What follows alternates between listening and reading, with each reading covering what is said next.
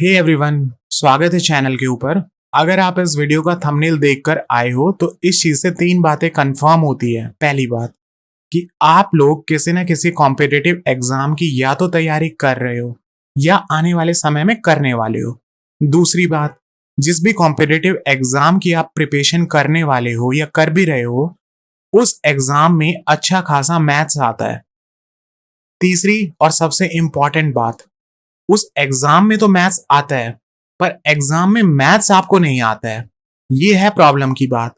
और इसी प्रॉब्लम का सॉल्यूशन मैं आपके सामने लेकर आया हूं मैथ्स की स्ट्रेटेजी वीडियो। इस वीडियो में हम पूरा तसल्ली से पूरी डिटेल में बात करने वाले हैं कि एक स्टूडेंट को या एक एस्पिरेंट को क्या क्या प्रॉब्लम्स आती है मैथ्स के अंदर जब आप किसी कॉम्पिटिटिव एग्जाम की तैयारी कर रहे होते हो। अच्छा, वीडियो को स्टार्ट करने से पहले हम एक बार ये बात कर लेते हैं कि इस वीडियो में हम क्या क्या टॉपिक्स कवर करने वाले हैं। जिसमें हमारा सबसे पहला टॉपिक है, मैं आप लोगों के लिए कुछ बहुत इंपॉर्टेंट एंड बहुत अच्छी बातें लेके आया हूँ जिनका मीनिंग मैं आप लोगों को समझाऊंगा एंड हम उन चीज़ों पे डिस्कस करेंगे, क्योंकि वो इतनी ज़्यादा इंपॉर्टेंट बातें हैं ना कि अगर उनमें से आपने एक भी बात अपने जीवन में उतार ली तो मैं गारंटी लेता हूँ आपका कोई भी कॉम्पिटिटिव एग्जाम नहीं रुकने वाला है, आपका सिलेक्शन पक्का है।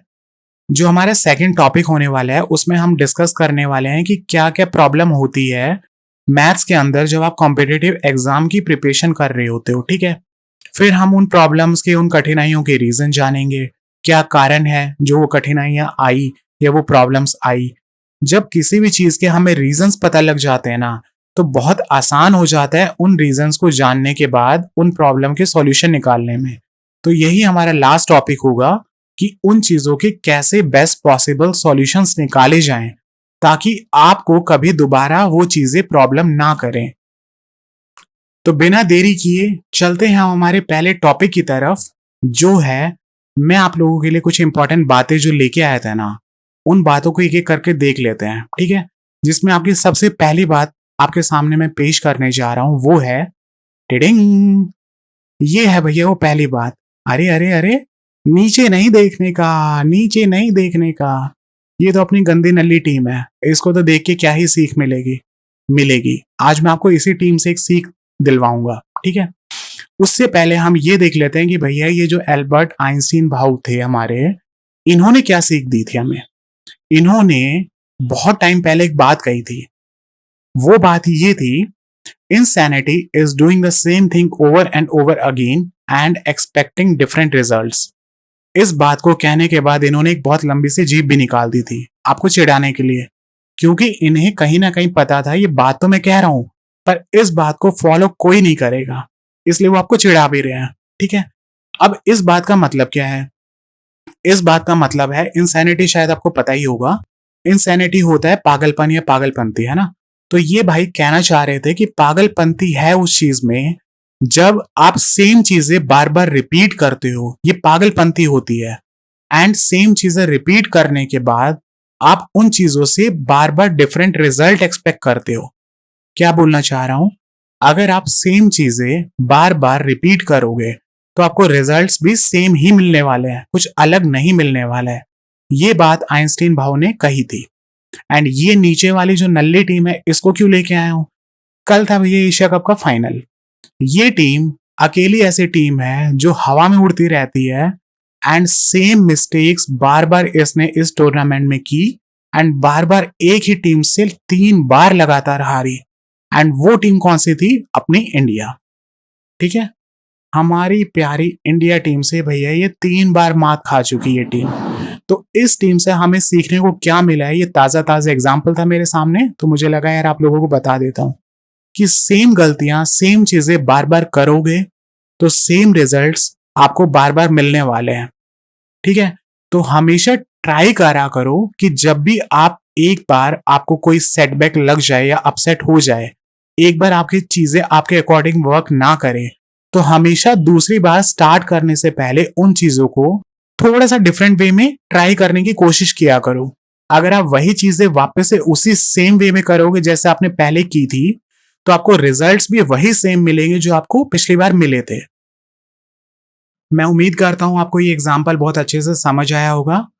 तो फिर देर किस बात की, बढ़ते हैं हमारी नेक्स्ट एग्जाम्पल की तरफ, या जो नेक्स्ट बात है, इंपॉर्टेंट बात है उसकी तरफ।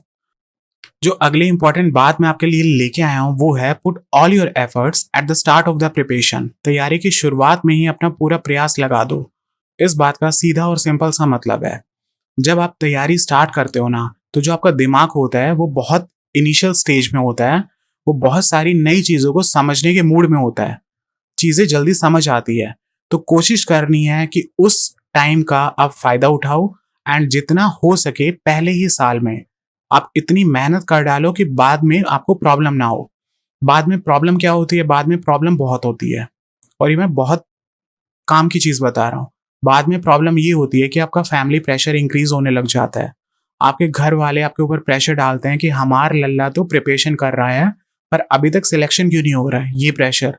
दूसरा प्रेशर, आपका दिमाग आपको एक और बड़ा प्रेशर देता है जिसे हम कहते हैं ओवर थिंकिंग, डिप्रेशन।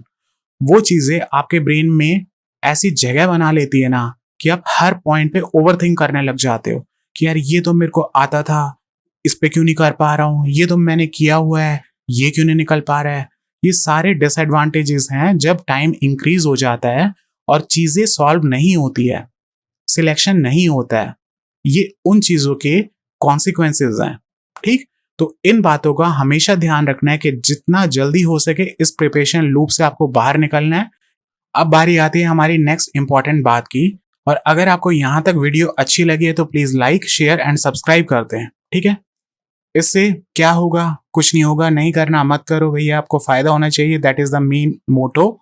आपको अगर फायदा हो रहा है तो मुझे फायदा हो रहा है, आपकी प्रिपरेशन जर्नी अगर इजी हो रही है तो मेरे को पुण्य मिल रहा है। इतनी सिंपल सी बात कहूंगा। ठीक है, ये बात कहते हुए वैसे मुझे हंसी आ रही है, बट ठीक है, कह दी मैंने। ठीक है, तो नेक्स्ट चीज पे चलते हैं।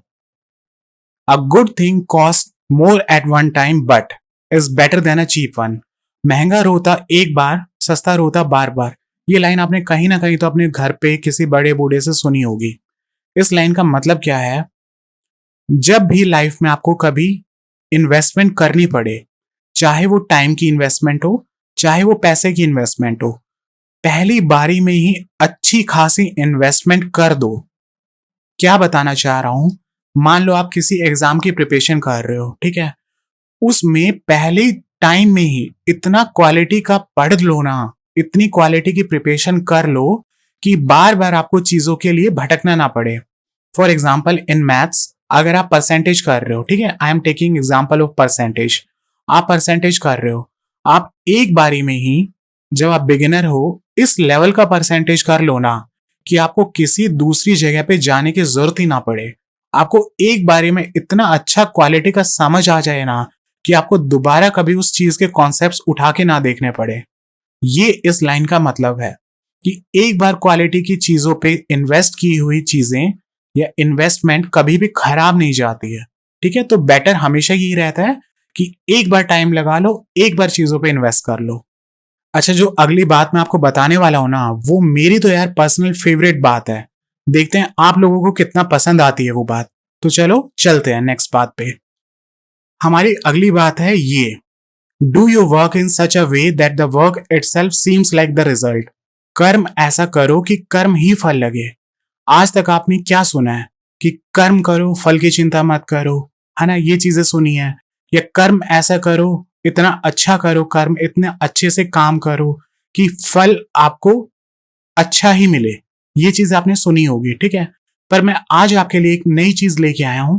कर्म ऐसा करो, ऐसा काम करो कि जो काम कर रहे हो ना वही आपको फल लगने लगे।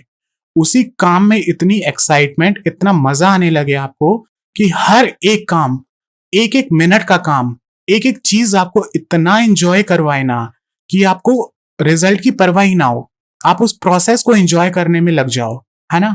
उस एग्जाम्पल को समझाने के लिए फिर मैं कल का एग्जाम्पल ले आता हूँ। भैया कल बहुत एग्जाम्पल्स मिले मुझे।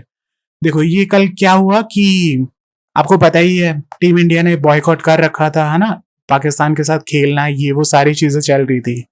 तो जब कल इंडिया जीती तो इंडिया की टीम ने डिसाइड किया कि हम ट्रॉफी नहीं लेंगे। और वो डिसाइड क्यों किया, क्योंकि जो ट्रॉफी देने वाला इंसान था ना, वो था आपका पड़ोसी मुल्क का मोहसिन नकवी।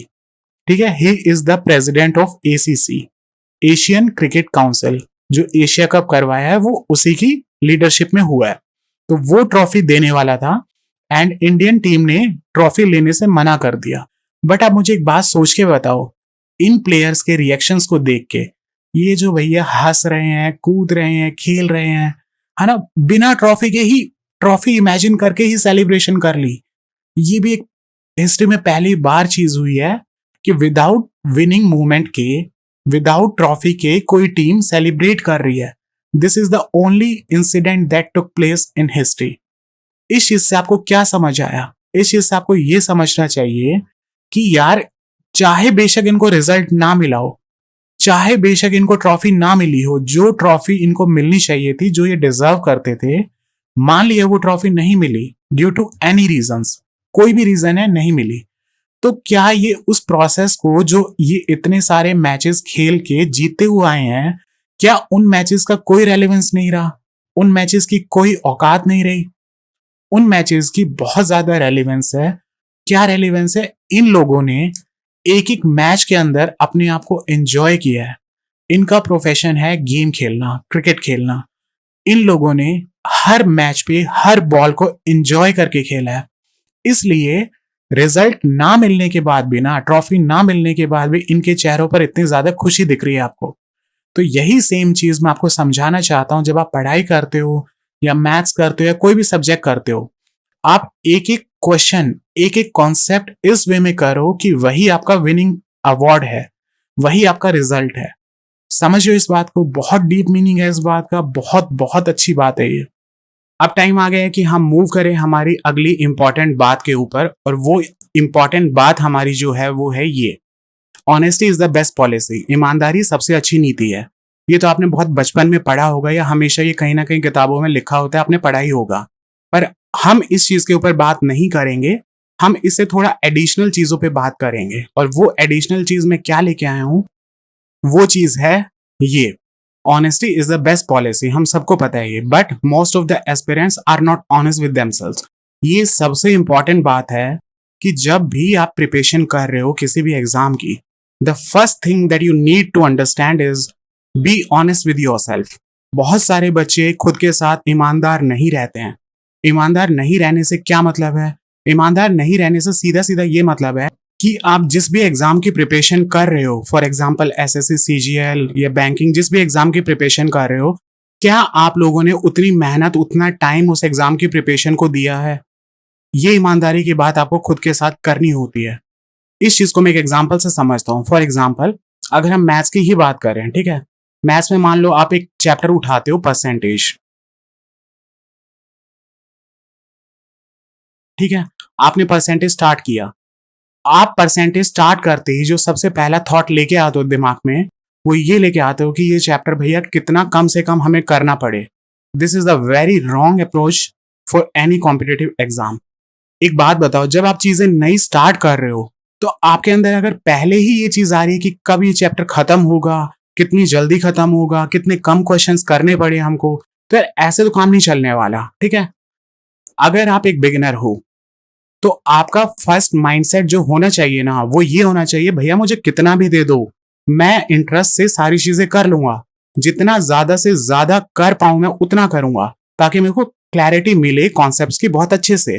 ठीक है, क्योंकि एज अ बिगिनर आपके पास बहुत ज्यादा टाइम है एक नए सेशन के अंदर कि आप चीजों को स्टार्टिंग से ही बहुत डीप जाके समझो, है ना। कोई ये प्री एग्जाम के पास की बात नहीं है कि आपको इंपॉर्टेंट क्वेश्चन चाहिए या आपको शॉर्टकट मेथड्स चाहिए, है ना। आपको खुद के साथ ईमानदार रहना है कि जो भी प्रिपरेशन मैं कर रहा हूं ना, वो इतनी अच्छे से कर लूंगा एक बारी में ही कि आपको बार बार उन चीजों पे वापस नहीं आना पड़े। ठीक, तो ऑनेस्टी इसलिए जरूरी होती है किसी भी एग्जाम में। आप जितनी भी सोशल मीडिया, यूट्यूब पे देखते होगे, बच्चों ने भैया लाइन लगा रखी है कि सर सिलेक्शन नहीं हो रहा, सर सर कैसे कैसे करें हम ये चीजें, सर प्लीज बता दो। अरे भैया, कोई भी सर आके तुम्हें कोई गुट्टी तोड़ी पिला देगा कि ये लो जड़ी बूटी, इसको पियो और तुम्हारे एग्जाम निकल जाएगा। मेहनत तो आपको ही करनी पड़ेगी। It is as simple as that. ईमानदार रहने का जो सबसे बड़ा फायदा होने वाला है ना आपको, वो ये होने वाला है कि अगर आप अपनी प्रिपरेशन जर्नी के अंदर जो भी प्रॉब्लम्स फेस कर रहे हो, उन प्रॉब्लम्स के धीरे धीरे करके सारे रीजंस एंड सारे सॉल्यूशंस आपके सामने आते जाएंगे कि वो प्रॉब्लम क्यों हो रही थी, उन प्रॉब्लम के क्या रीजन थे, एंड फाइनली उन प्रॉब्लम के क्या सॉल्यूशन हम निकाल सकते हैं। ये फायदा होता है कि आप खुद के साथ जब ऑनेस्टी के साथ चीजों के जवाब देने लग जाते हो। ठीक है, so this is the most important part जो हर स्टूडेंट को, हर एस्पिरेंट को अपनी प्रिपरेशन जर्नी में अप्लाई करना चाहिए। ठीक, नहीं तो यार भैया फिर लगे रहो गधा मजदूरी करने, 3 साल 4 साल ऐसे टाइम जाएगा, कोई मतलब नहीं है इन चीजों का। जिस दिन आपका पढ़ने का ना मन होना, सिंपल सी बात है, खुद को ऑनेस्टी के साथ जवाब दो कि भैया आज मेरा मन नहीं था पढ़ने का, आज मैंने कोई पढ़ाई नहीं की, कल इससे डबल पढ़ाई कर दूंगा, कोई दिक्कत नहीं है। ठीक, तो इन चीजों का ये मतलब था। अब बढ़ते हैं हम हमारी नेक्स्ट चीज के ऊपर। वो नेक्स्ट चीज क्या होने वाली है देखते हैं। जो हमारा नेक्स्ट टॉपिक आता है वो आता है what problems do students face in maths in the competitive exam. अब यहां से हमारा मेन मुद्दा स्टार्ट होता है। अब करते हैं थोड़ी रियल बातें। क्या मतलब वो रियल नहीं थी जो पहले समझाते हो? अरे भैया वो भी रियल थी यार, वो थोड़ा ज्यादा फिलोसफिकल हो गया था मैं, है ना, बट यार पता नहीं मुझे अच्छी लगी वो चीजें, तो मेरा मन था कि यार मैं आप लोगों तक भी ये चीजें पहुंचाऊं। अगर उनमें से एक बात भी आपको रिलेट कर गई ना, और आपने वो चीजें अपनी लाइफ में अप्लाई कर दी, मैं गारंटी ले रहा हूं कि आपकी चीजें नहीं रुकने वाली। आपका सिलेक्शन पक्का ही समझो अगर आपने वो चीजें अप्लाई कर दी। ठीक, तो अब हम आते हैं हमारी मेन मुद्दे की बात पे। एक एक करके हम ये चीजें डिस्कस करेंगे कि आप लोगों को मैथ्स के अंदर क्या क्या प्रॉब्लम्स फेस करनी पड़ती है एग्जाम के अंदर। जिसमें सबसे पहली प्रॉब्लम है forgets how to approach a question. जब आप एग्जाम हॉल में बैठते हो, है ना, या आप नॉर्मल घर पे भी प्रैक्टिस कर रहे हो, ठीक है, आपने किसी टीचर की क्लास देखी, वेरी गुड, आपने वो क्लास देखने के बाद कॉन्सेप्ट समझा, एंड कॉन्सेप्ट समझने के बाद जब उस कॉन्सेप्ट को आप अप्लाई करने जा रहे हो ना, तो आप यही भूल जाते हो कि यार इस क्वेश्चन को अप्रोच कैसे करना था। आप वो कॉन्सेप्ट ही भूल जाते हो। ठीक, ये तो घर की बात होगी कि आप घर पे कॉन्सेप्ट भूल गए। इसका सेकंड मीनिंग ये है कि आप एग्जाम हॉल में क्वेश्चन भूल जाते हो, कि आप एग्जाम दे रहे हो, आपको एकदम से क्लिक ही नहीं हुआ कि इस क्वेश्चन का जो अप्रोच था, इस क्वेश्चन को मुझे कैसे करना चाहिए, यही भूल जाते हो। तो हमारी सबसे पहली प्रॉब्लम आती है ये। ठीक है, फिर आपकी जो सेकंड प्रॉब्लम निकल के आती है वो आती है सॉल्यूशन टेक्स मोर टाइम। इसका क्या मतलब है? इसका मतलब ये है कि जो सॉल्यूशन आप करने लगते हो ना, उसमें टाइम ज्यादा लग रहा है जितना टाइम आपको लगना चाहिए उससे, है ना। ये प्रॉब्लम भी करेंगे हम डिस्कस कि क्यों टाइम ज्यादा लगता है। अब आती है हमारी थर्ड प्रॉब्लम, वो क्या है उसको भी देख लेते हैं। Use the longer methods the basic ones. इसका मतलब क्या है? भैया आपका जीवन पूरा इस चीज में निकल जाता है कि आप किसी चीज को तो एक्स मान के कर रहे हो, किसी को वाई मान के कर रहे हो। This is a very wrong approach. हाँ ठीक है, मान लिया कि मतलब आप क्वेश्चंस को स्टार्ट कर रहे हो, मेथड्स को समझ रहे हो, तो आप घर पे ट्राई कर रहे हो, एक्स मान के वाई मान के बेसिक चीजें कर रहे हो, बट आपको ये बेसिक चीजें कुछ दिनों के बाद अपने घर के अंदर ही छोड़नी है। आपको इस चीज को ना तो मॉक में लेके जाना है, ना आपको एग्जाम हॉल में लेके जाना है। धीरे धीरे आप प्रैक्टिस के साथ इन चीजों को छोड़ना सीखो, ताकि जब आपका एग्जाम आए, उस एग्जाम के टाइम पे आप इन एक्स वाई के चक्करों में ना फंसे रह जाओ। ठीक, इस चीज का मतलब ये है। अब आती है आपकी फोर्थ प्रॉब्लम, और वो है weak at calculations. This is one of the most important problem जो हर बच्चे को देखने को मिलती है। उनकी कैलकुलेशंस हद वीक होती है। हद वीक का मतलब क्या है कि अगर उनको कॉन्सेप्ट आता भी है ना, तो वो कैलकुलेशंस में मात खा जाते हैं। इतना टाइम लगा देते हैं ना कैलकुलेशंस में, और एसएससी जैसे एग्जाम अब इतने ज्यादा एडवांस हो चुके हैं कि सारा गेम ही कैलकुलेशंस का है। तो अगर आपको ये एग्जाम क्लियर करना है तो भैया कैलकुलेशंस पे काम करना पड़ेगा। कैसे काम करना पड़ेगा ये मैं एक अलग से वीडियो बना दूंगा कैलकुलेशंस को लेके, एंड उस चीजों में बता भी दूंगा कि कैसे कैलकुलेशंस को अप्रोच किया जाता है, कैसे एक बेटर वे में स्पीड से क्वेश्चंस को किया जाता है। ठीक, बट अभी हम सिर्फ प्रॉब्लम्स पे डिस्कशन कर रहे हैं कि क्या क्या प्रॉब्लम्स होती है। फिर आता है एग्जाम प्रेशर। ये क्या होता है? घर पर तो हो जाता है माई बाप, पर एग्जाम में नहीं होता है। ये भी बहुत बच्चे बोलते हैं कि यार घर पे तो हम कर रहे थे ना, तब तो भैया बड़े मजे से आंसर निकल रहे थे, टाइम भी नहीं लग रहा था, पर जैसे ही एग्जाम आता है ना, या एग्जाम हॉल आता है, वहां जाते हमारे तोते उड़ जाते हैं। वो तोते क्यों उड़ते हैं? वो तोते इसलिए उड़ते हैं क्योंकि आपको रिजल्ट का डर है। यही एक चीज जो मुझे मेरी जर्नी के अंदर फील हुआ ना, कि जब मेरे को एग्जाम का पीयर प्रेशर नहीं होता था, जब मेरे को रिजल्ट की टेंशन नहीं होती थी, मैं अपना बेस्ट देता था, एंड वो बेस्ट भी इस वे में देता था कि यार ना हुआ तो ना हुआ, कोई बात नहीं, कोई चक्कर नहीं है। आप उस एग्जाम प्रेशर से खुद को बचा के रखो। यही इस चीज का रीजन है कि अगर आप रिजल्ट की टेंशन लेते हो कि यार अब एग्जाम है, कैसा होगा, ये तो मुश्किल क्वेश्चन आ गया, है ना, इन चीजों को आप एलिमिनेट करो, निकालो, तब जाके चीजें ठीक होएगी। चलो खैर, अभी तो हम प्रॉब्लम्स के ऊपर ही डिस्कशन कर रहे हैं, आगे चल के देखेंगे क्या क्या रीजंस होते हैं इन चीजों के, ठीक है। फिर आते हैं प्रॉब्लम ऑफ ईगो। ये यार थोड़ी सी मॉडर्न प्रॉब्लम है। ये मॉडर्न प्रॉब्लम क्या है, आप अगर मान लो फॉर एग्जाम्पल अर्थमेटिक को ज्यादा टाइम देते हो, मतलब आप घर पे प्रिपरेशन कर रहे हो, आपने अर्थमेटिक को अच्छा खासा टाइम दिया है ना, प्रॉफिट लॉस को आपने जी लगा के टाइम दिया है। अब उस चीज से होता क्या है, अब ये आपके आत्मसम्मान के ऊपर बात आ गई है। कितने भारी वर्ड बोल रहा हूं ना मैं, आत्मसम्मान। ये आपके ईगो के ऊपर बात आ गई है कि आपने इतना ज्यादा टाइम दिया है उस चैप्टर को कि जब आप एग्जाम देने जाते हो ना और उसका क्वेश्चन आपके सामने आता है उस पर्टिकुलर चैप्टर का, तो आपके दिमाग में ये बात आती है कि ये तो मेरा बेस्ट चैप्टर था, इसमें तो मुझे कोई गलती नहीं करनी है, इसका तो मुझे हर क्वेश्चन अटेम्प्ट करना है। एंड ये बात आने से प्रॉब्लम क्या होती है कि आप उस क्वेश्चन के ऊपर ज्यादा टाइम लगा देते हो। फिर वो क्वेश्चन निकलता है नहीं निकलता, ये बात की बात है, बट अगर आपने उस क्वेश्चन को ज्यादा टाइम दे दिया ना, तो एक क्वेश्चन के ऊपर दिया हुआ टाइम आपका पूरा एग्जाम खराब कर सकता है। कैसे एग्जाम खराब कर सकता है, इसका मतलब ये नहीं है कि अगर एक क्वेश्चन पे टाइम दे दिया तो पूरा एग्जाम आप फेल ही हो जाओगे, नहीं। इसका मतलब ये है कि अगर आप उस क्वेश्चन को टाइम दे रहे हो, है ना, मान लो 2-2.5 मिनट लग गए, आपकी ईगो पे बात आ गई करके रहूंगा, और मान लो ऐसे केस में अगर वो क्वेश्चन आपसे नहीं हुआ, तब आपका इतना मूड ऑफ होता है ना कि आप पूरा एग्जाम खराब कर दोगे उस चीज के चक्कर में। इसलिए इस चीज से बचो, ईगो बिल्कुल नहीं होना चाहिए, ठीक है, ध्यान रखना इस बात को। अभी तक हमने इतनी सारी प्रॉब्लम्स पर डिस्कशन किया है कि क्या क्या पॉसिबल प्रॉब्लम्स हो सकती है मैथ्स के अंदर हमारे कॉम्पिटेटिव एग्जाम में। अब उन प्रॉब्लम्स को डिस्कस करने के बाद टाइम आता है उन प्रॉब्लम्स के रीजंस को जानने का कि क्या रीजन हो सकते हैं। देखो मैंने एक बहुत इंपॉर्टेंट चीजें यहाँ पे लिखी है। वो इंपॉर्टेंट चीज क्या है, ये वर्ड पॉसिबल, है ना। ये जितनी भी चीजें मैं कर रहा हूं ना इस वीडियो में डिस्कस, ये सारे पॉसिबल रीजंस, पॉसिबल प्रॉब्लम्स हैं। ये किसी की प्रॉब्लम हो सकती है, किसी की नहीं हो सकती। ये रीजंस किसी के हो सकते हैं, किसी के नहीं हो सकते हैं। सबकी जर्नी अलग अलग होती है, सबकी चीजें अलग अलग होती है। तो इन चीजों को उसी वे में लेना, ठीक, कि ये चीजें मोस्ट प्रोबेबली ज्यादातर बच्चों के साथ होती है। वो चीजें मैं लेके आया हूं आपके सामने, जिसमें सबसे पहला रीजन जो मुझे देखने को मिला है वो है कि बहुत सारे टीचर्स को एक साथ फॉलो करना। वो मुझे पर्सनली तो दिक्कत होती थी। देखो मैंने कभी 1 या 2 टीचर्स से ज्यादा फॉलो नहीं किया है, तो मैं तो यही सजेस्ट करूंगा कि ज्यादा टीचर्स को फॉलो ना करें। उस चीज से क्या प्रॉब्लम होती है इस बात पे डिस्कशन कर लेते हैं, ठीक। नहीं तो भैया तुम मेरे ऊपर चढ़ जाओगे कि ये क्या बात बोल दी कि टीचर्स को फॉलो मत करो। यार मैंने ये बोला है कि ज्यादा टीचर्स को फॉलो मत करो। वो लाइन तो तुमने पढ़ी होगी ना, excess of everything is bad.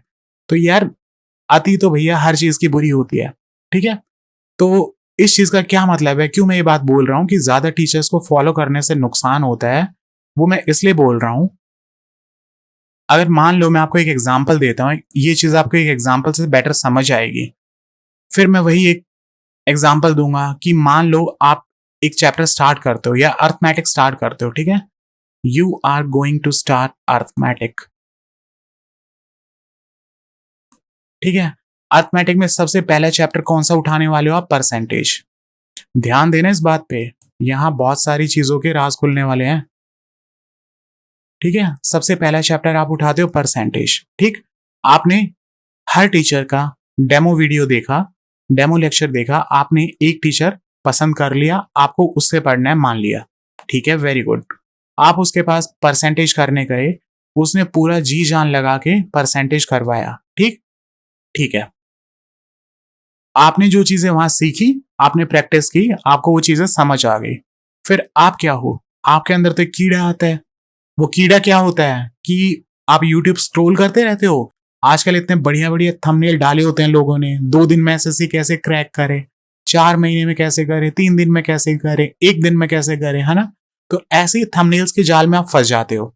वो थंबनेल क्या डाले होते हैं, 1 घंटे में रेशियो का काम तमाम, 2 घंटे में परसेंटेज का काम तमाम, है ना, इस टाइप के थंबनेल्स होते हैं। आप सोचते हो यार मैंने उस टीचर के पास 6 दिन या 10 दिन में परसेंटेज किया, ये भैया ये चीज दूसरा टीचर 1 घंटे में करवा रहा है, कुछ तो इंपॉर्टेंट चीजें करवा रहा होगा, इसके पास चल के देखते हैं, ठीक है। और ये सोच के आपने सबसे बड़ी गलती कर दी। ये चीजें शॉर्टकट कभी भी काम नहीं आते हैं, स्पेशली जब आप अपनी प्रिपरेशन जर्नी की स्टार्टिंग पॉइंट पे हो। आपको एक ही टीचर को फॉलो करना है, उसी की चीजों पे ट्रस्ट करना है, उसी की चीजों पे भरोसा रखना है, ठीक है। आप दूसरे टीचर के पास चले गए, अब उसने रेशियो करवा दिया, ठीक है। और सबसे मजेदार बात जो बहुत सारे बच्चों को नहीं पता होती ना, कि पूरी अर्थमेटिक का जो बेस बनाता है ना, जो फाउंडेशन बनाता है, वो ये चैप्टर बनाता है। This chapter is one of the most important chapter of the entire mathematics. ठीक है जी, ये भी मान लिया कि ये चैप्टर बहुत ज्यादा इंपॉर्टेंट है, पर आप बताना क्या चाह रहे हो ये तो बताओ। मैं आपको सिंपल सी बात बताना चाह रहा हूं कि जहां आपने परसेंटेज करके जिस टीचर के पास आपने एक फाउंडेशन बनाई, एक नींव तैयार की है, आप उस नींव को उसी लेवल पे छोड़ के आप दूसरे टीचर के पास भाग जाते हो। वहां वो कुछ और तिकड़म लगवा रहा होता है, ठीक है, वहां से वो चीज कर ली, फिर तीसरे मास्टर के पास वहां कुछ और तिकड़म करवा रहा होता है, वो चीजें कर ली। तो इतना मिक्स कर देते हो ना आप चीजों को, इतना मिक्स कर देते हो, और यही सबसे बड़ी गलती होती है मोस्ट ऑफ द स्टूडेंट्स की, कि वो चीजों को मिक्स कर देते हैं। मैं आपको ऐसी ऐसी चीजें बताऊंगा ना कि अगर आपने सिर्फ परसेंटेज चैप्टर कर लिया ना, तो मैं आपकी 90% अर्थमेटिक सिर्फ इसी चैप्टर से करके दिखा दूंगा, वो भी बहुत बेस्ट सॉल्यूशंस में, वो भी बहुत इजी मेथड्स में। क्यों? क्योंकि ये चैप्टर हर जगह यूज होएगा। अगर आपने परसेंटेज कर लिया तो आपको प्रॉफिट एंड लॉस में दिक्कत नहीं होगी, रेशियो में दिक्कत नहीं होगी, है ना, and simple interest, compound interest, कहीं पे भी दिक्कत नहीं होगी। पर अगर आप डिफरेंट डिफरेंट टीचर्स के पास डिफरेंट डिफरेंट चीजों के लिए भागोगे, तो आप चीजों को रिलेट नहीं कर पाओगे, एंड वही रिलेशन मिस हो जाता है। और वही रिलेशन का मिस होना प्रॉब्लम्स क्रिएट कर देता है, कि आपको ज्यादा टाइम लगता है, आप क्वेश्चंस को इजी वे की जगह डिफिकल्ट वे में करने लग जाते हो, बिकॉज आपने तो क्वेश्चंस को रट लिया। अब आप परसेंटेज चैप्टर में जो सीख के आए हो, वो आप परसेंटेज में छोड़ आए हो, वो आप रेशियो में आके यूज नहीं करोगे, इस बात की मैं गारंटी ले रहा हूं, मुझे पता है ऐसे ही करते हो। अब रेशियो की चीजें आप प्रॉफिट लॉस में जाके नहीं करते हो, वहां जाके तुम्हें नई चीजें, नए फॉर्मूलाज मिल जाते हैं, उनको रटने बैठ जाते हो कि दो चीजों का सीपी सेम हो तो क्या फॉर्मूला, टिक टिक टिक टिक लगे पड़े हो दिमाग पे जोर डालने। यार वो कुछ भी अलग नहीं है, सारा ही परसेंटेज का खेल है। इतनी इजी चीजें हैं ना ये। आई बेट यू अगर आप लोग मेरे साथ जुड़े रहे तो मैं आपको बहुत बहुत बढ़िया चीजें सिखाने वाला हूं। ठीक हो गई ये बात कि क्यों टीचर्स को ज्यादा फॉलो नहीं करना चाहिए। अरे मतलब ज्यादा टीचर्स को क्यों नहीं फॉलो करना चाहिए, ठीक है। जब मैं आपके सामने ये बात बोलता हूं ना कि आपको कम नंबर ऑफ टीचर्स को फॉलो करना है, इस बात से मेरा मतलब क्या है, इस बात से मेरा मतलब आपको मैं बता चुका हूं। अब बात क्या आती है, जब आप कम नंबर ऑफ टीचर्स को फॉलो कर रहे हो ना, फिर एक बात इंपॉर्टेंट हो जाती है भाई, कि जो टीचर आपने सिलेक्ट किया है ना, क्या वो आपके कंपैटिबिलिटी में आता है या नहीं। कंपैटिबिलिटी का मतलब पता है कि क्या आपके और उसके ग्रह नक्षत्र सही मिल रहे हैं। अगर तो ग्रह नक्षत्र सही मिले हैं ना, तभी वो आपको भैया बेड़ा पार लगवाएगा। अगर कहीं तुम्हारे ग्रह नक्षत्र खराब हो गए ना, इक्को प्लैनेट इधर उधर कहीं तुम्हारा चला गया उस टीचर के साथ, तो फिर तुम्हारा टाइम वेस्ट होना निश्चित है। तो जो सबसे पहली चीज आपको ध्यान रखनी है ना, अगर कोई टीचर बहुत लंबे लंबे सॉल्यूशंस करवा रहा है, उस टीचर को बिल्कुल ना, सीधा सीधा ना, उस टीचर के सामने हाथ जोड़ लेना कि माई बाप आप अपनी जगह बहुत बढ़िया कर रहे हो, जो बच्चे आपसे समझ पा रहे हैं आप उनको समझाओ, मेरे से ना हो पाएगा। आपको बिल्कुल इमोशंस में, बिल्कुल भावनाओं में बहना नहीं है कि वो टीचर का तो नाम बहुत ज्यादा है, मेरे को उसी टीचर के पास जाके समझ आएगी चीजें। नहीं, ये भी बहुत बड़ी गलती करते हैं बच्चे। जिन टीचर्स का नाम फेमस है ना, जबरदस्ती भैया लगे पड़े हैं उनसे समझने में। मैं नहीं कह रहा यार भाई कि उन टीचर्स को समझाना नहीं आ रहा, या वो टीचर्स कहीं कम क्वालिफाइड है। I am not saying that thing. The thing that I am saying is कि आपकी कंपैटिबिलिटी उस टीचर के साथ नहीं बैठ रही, इतनी सी सिंपल बात है। ना मैं उस टीचर को जज कर रहा हूं, ना मैं आपको जज कर रहा हूं, मैं सिंपल बात बोल रहा हूं सीधा मुंह पे। आपको समझ नहीं आ रहा है, लाखों टीचर है, हजारों टीचर है, दूसरे के पास चले जाओ। ठीक, ये चीजें होती है जो आपको ध्यान रखनी होती है। उसके बाद जो हमारी अगली बात आती है जो आपको ध्यान रखनी है, वो ये है कि जो टीचर आपको ज्यादा ट्रिकबाजी करवाए, एक होता है हवाबाजी, एक होता है ट्रिकबाजी। ठीक है, हवाबाजी तुम्हें पता ही होगा क्या होता है।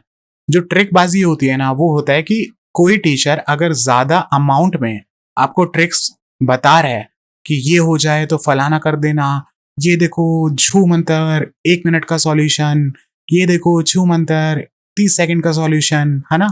ये चीजें आपके एग्जाम में बहुत कम काम आती है, ना के बराबर।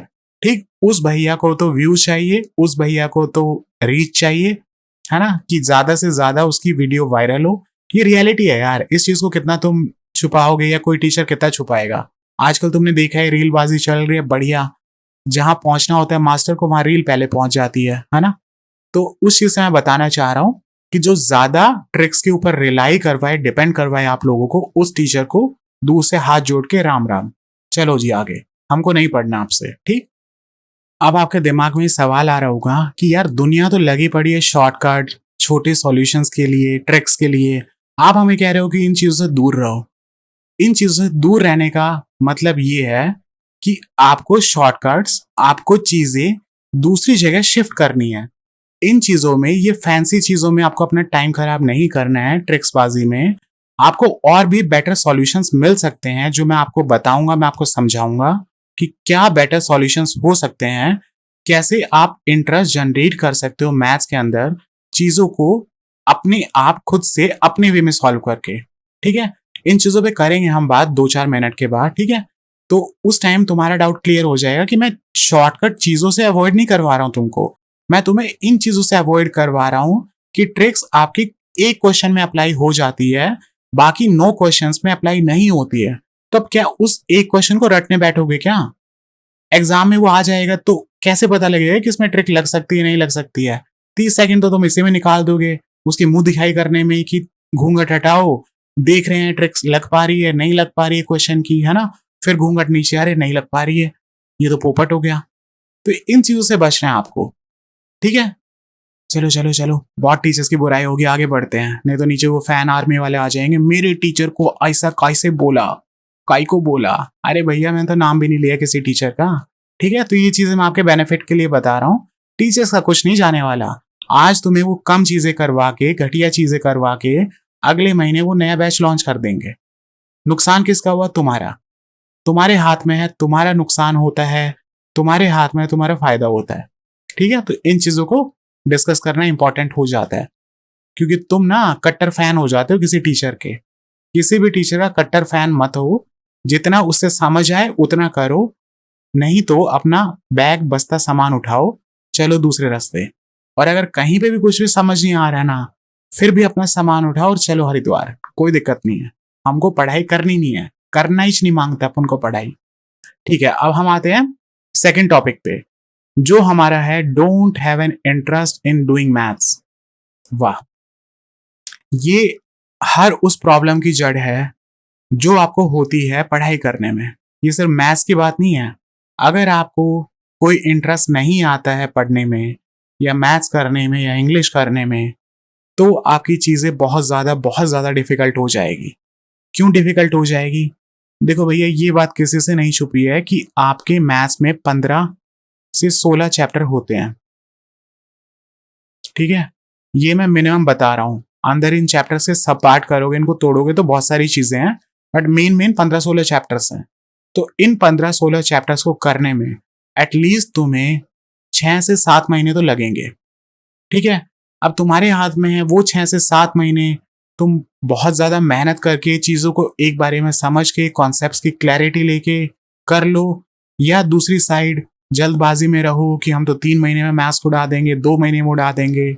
उड़ा के दिखाओ, दिखाओ बेटा, उड़ा के दिखाओ 2 महीने में मैथ्स, फिर तुम वही एग्जाम में खुद उड़ोगे। बता रहा हूं, ये बात ध्यान रख लेना। क्वालिटी के साथ कॉम्प्रोमाइज नहीं करना है, बेशक टाइम लग जाए, बट अच्छी चीजें करनी है, इस बात का हमेशा ध्यान रख। ठीक है, अब पॉइंट पे वापस आते हैं कि आपका इंटरेस्ट नहीं है अगर मैथ्स करने में, तो आपके लिए चीजें बहुत मुश्किल हो जाएगी। ठीक है, तो जो सबसे पहला काम आपको करना है वो ये करना है कि मैथ्स करने से पहले आपको इंटरेस्ट जनरेट करना होगा हर उस चीज में जो आपकी इस जर्नी को अच्छा बनाए। 6 महीने का टाइम है, या तो आप मुंह पिचकाए हुए 6 महीने को निकाल दो कि यार बहुत प्रॉब्लम हो रही है, बहुत मुश्किल है, चीज़ें हो नहीं रही है, ये क्या है, इतने सारे क्वेश्चंस, ये वो, है ना, दुनिया भर के एक्सक्यूजेज आपका माइंड आपको देगा। या फिर आप दूसरी साइड उसी जर्नी को, उसी यात्रा को हंसते हंसते खेलते खेलते निकाल दो। कैसे इंटरेस्ट लेके आना है, क्या चीजें करनी है, ये मुझ पे छोड़ दो। ठीक है, ये मैं इंटरेस्ट ले आऊंगा, गारंटी ले रहा हूँ इस चीज की भी। अब आप कहोगे भैया गारंटी बहुत ले रहे हो आप तो, यार निकल जा रहा है मुंह से, गलती होगी माई बाप, सॉरी। ठीक है, हर चीज की गारंटी नहीं लेनी चाहिए, कोई बात नहीं। अब जो हमारा तीसरा पॉइंट होने वाला है ना, ये भी काफी क्रूशियल हो जाता है, काफी इंपॉर्टेंट हो जाता है। इस चीज के ऊपर भी बहुत सारे बच्चे गलती करते हैं। ये पॉइंट क्या है? Don't have enough patience. आपने ब्लड टेस्ट जो करवाया था ना, उस ब्लड टेस्ट में आपका पेशेंस नेगेटिव आया है। पेशेंस की बहुत कमी है आपके अंदर, बता रहा हूं पहले ही। पेशेंस की कमी का मतलब क्या है कि आप लोग क्या करते हो, आपने एक क्वेश्चन किया, आपने उसका सॉल्यूशन टीचर से समझ लिया कि ये सॉल्यूशन है, इस क्वेश्चन को मैं इसी तरह से करूंगा। लग गए आप भीड़ के साथ, है ना, चीजों को रटने में लग गए कि ये क्वेश्चन आएगा तो मेरे को तो चाहे जमीन आसमान एक हो जाए, इसी सॉल्यूशन से करूंगा। हिम्मत है किसी की जो मुझे इस सॉल्यूशन से अलग चीजें सिखा दे? ये प्रॉब्लम है, आपके अंदर पेशेंस नहीं है कि आप इस क्वेश्चन के ऊपर थोड़ा सा एक्स्ट्रा टाइम लगाओ, थोड़ा सा चीजों को अपने वे में समझने की कोशिश करो, थोड़ा सा चीजों को रिलेट करो बाकी चैप्टर से। ठीक है, ऐसी चीजें काम आती है पूरे मैथ्स के अंदर। अगर आप परसेंटेज को, मैं बार बार परसेंटेज का एग्जांपल क्यों ले रहा हूं, जब मैं आपको परसेंटेज करवाऊंगा ना, तब आपको समझ आएगा कि क्या रिलेट करवाना चाहता हूं मैं, क्या चीजें रिलेट होती है, कितना इजी है सारा कुछ, और आप अभी तक इतना मुश्किल बना के बैठे हुए थे उसको। ठीक, तो जो ये थर्ड पॉइंट है ना, डोंट हैव इनफ पेशेंस, इसका सिंपल सिंपल यही मतलब है कि हर क्वेश्चन के ऊपर आप 2 से 5 मिनट लगाओ, even if you get the solution. अगर आपको सॉल्यूशन मिल भी गया ना, तो भी आप उस क्वेश्चन को थोड़ा सा लेके बैठो कि इस क्वेश्चन में मैं क्या और डिफरेंट चीजें कर सकता था, क्या जो परसेंटेज से मैंने किया है, क्या उस चीज को मैं रेशियो से कर सकता था। ठीक है, क्या जो रेशियो वाली चीजें है, क्या मैं उसको परसेंटेज से कर सकता हूँ।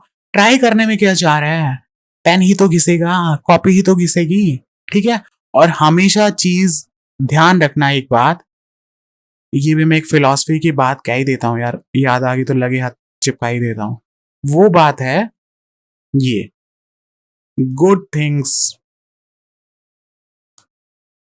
Always take time.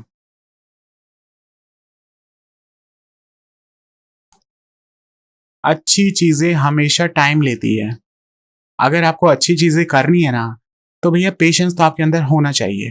ठीक है, ये भी प्रॉब्लम होती है, भागो मत कहीं पे, भाग के कहीं रेस नहीं लग रही है। अगर आज तुम तसल्ली से, आराम से चीजों को समझ के कर लोगे ना, तो कल जहां आपको एग्जाम में रेस लगानी है ना, वहां आप ऑटोमेटिकली बाकी बच्चों से आगे निकल जाओगे। ठीक है, ये बात का मतलब था। फिर आता है हमारा चौथा पॉइंट, ये पॉइंट भी बहुत इंपॉर्टेंट है। अब एक बात बताओ, आप प्रिपरेशन स्टार्ट कर रहे हो, आप बिगिनर हो, ठीक है, आपका दिमाग नया नया है, एकदम खजाने की तरह नया है। ठीक है, अनयूज ब्रेन, वो 3 इडियट्स मूवी में था ना, अनयूज ब्रेन्स, वो वाला दिमाग है आपका। ठीक है, अब आपका दिमाग अनयूज्ड है, तो आप उसको यूज करने पे लगाओ ना। यूज करने का मतलब है, दिमाग एक ऐसा पुर्जा है आपकी बॉडी का, जिसको ज्यादा से ज्यादा यूज करने पे वो उतना ही एफिशिएंट होता है, उतनी ही उसकी एबिलिटी इंक्रीज होती है। ठीक है, तो जितना टाइम क्वेश्चंस को करने में और ज्यादा नंबर ऑफ क्वेश्चंस को करने में लगाओगे, इस फोर्थ पॉइंट से मेरा यही समझाने का मतलब था, ज्यादा नंबर ऑफ क्वेश्चंस करने हैं स्टार्टिंग में।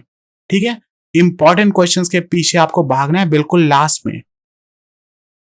जो लास्ट पॉइंट आता है ना आपका, वो लास्ट पॉइंट है कि ट्रिक्स एंड शॉर्टकट्स के पीछे भागना।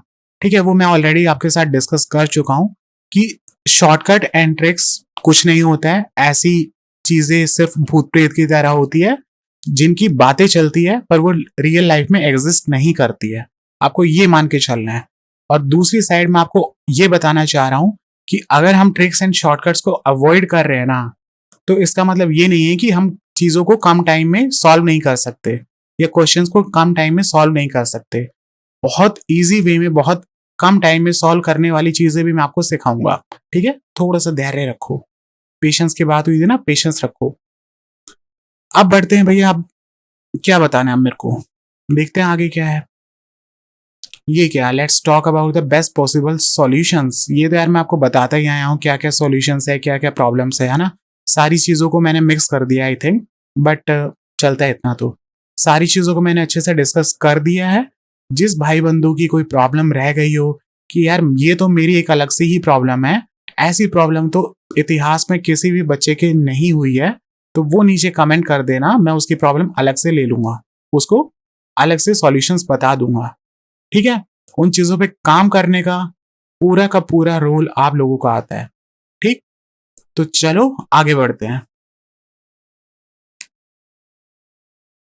अब यहां से देखो, ये चीज मैं लेके आया हूं, इसमें क्या लिखा हुआ है कि आपको सबसे पहले जो मैथ्स का सिलेबस होता है ना, उसके बारे में पता होना चाहिए। एक अर्थमेटिक पार्ट होता है and the second one is advance. Arithmetic में आपके ये सारे पार्ट्स होते हैं, पार्ट तो क्या बोलूं, सारे चैप्टर्स होते हैं। ठीक है, कौन कौन से होते हैं, ये सारे के सारे जो चैप्टर है ना, ये आपके अर्थमेटिक में है। परसेंटेज, ये चैप्टर मैं ऑलरेडी आपको बता चुका हूं। इस चैप्टर के जितना पूजा पाठ आप कर लो उतना ही कम है कि भैया किसी तरह से इस चैप्टर को हम इतने अच्छे वे में समझ जाएं कि आपको प्रॉब्लम हो ही ना पूरी अर्थमेटिक में। ठीक है, so this chapter is one of the most important and most dominant chapter in the entire mathematics. ठीक है, फिर आता है हमारा रेशियो एंड प्रोपोर्शन। अगर परसेंटेज कर लिया, रेशियो एंड प्रोपोर्शन बिल्कुल इजी है, कुछ भी चीजें नहीं है अलग। ठीक है, फिर आता है प्रॉफिट एंड लॉस, ये भी बहुत इंपॉर्टेंट चैप्टर है। SICI पता नहीं इससे बच्चे काय को डरते हैं।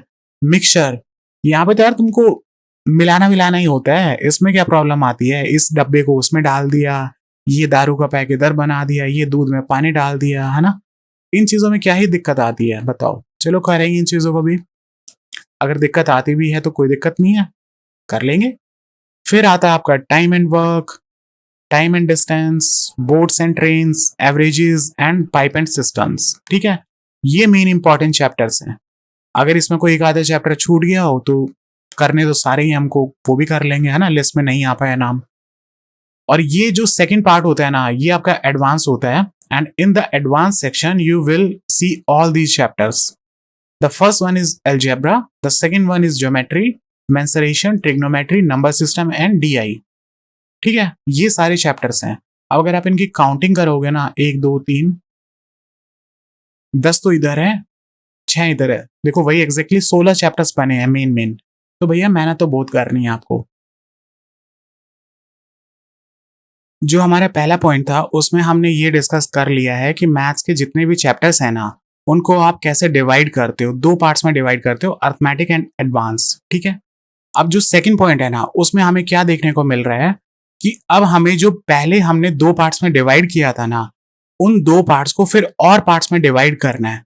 एंड अब जो डिवीजन करना है ना, वो उनके डिफिकल्टी लेवल एंड उनकी फ्रीक्वेंसी लेवल पे करना है। फ्रीक्वेंसी का मतलब है कि कौन सा चैप्टर कितना ज्यादा पूछा जाता है एग्जाम में, कौन सा चैप्टर एग्जामिनर का फेवरेट है। ठीक है, तो इस चीज के हिसाब से आपको डिवीजन करना है।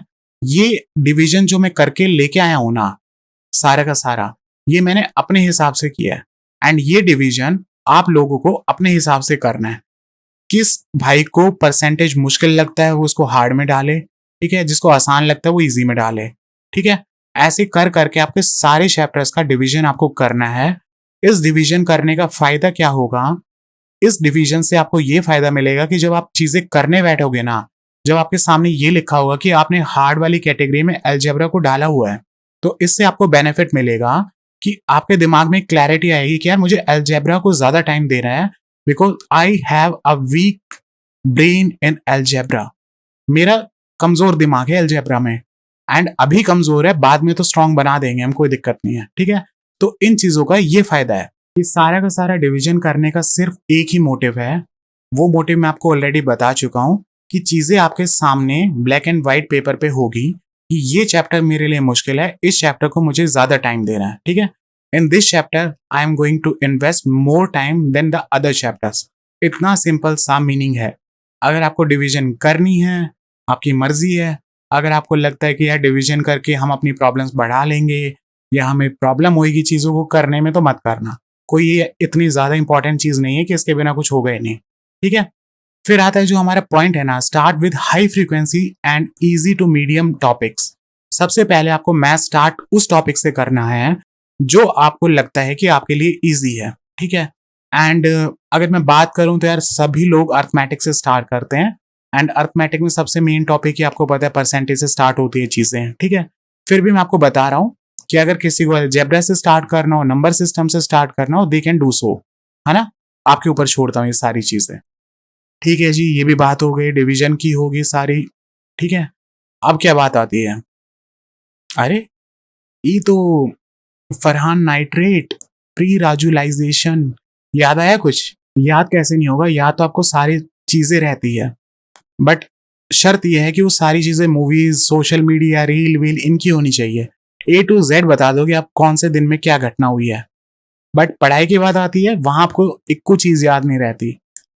तो ये सीन मैं आपके लिए क्यों लेके आया हूं, इस सीन को लाने का रीजन है हमारा अगला पॉइंट या अगला टॉपिक, वो है इंटरेस्ट कैसे जनरेट किया जाता है मैथ्स के अंदर, ठीक है। इस टॉपिक को, इस बात को समझाने के लिए मैं आपके सामने एक एग्जाम्पल लेके आया हूं, और वो एग्जाम्पल है ये।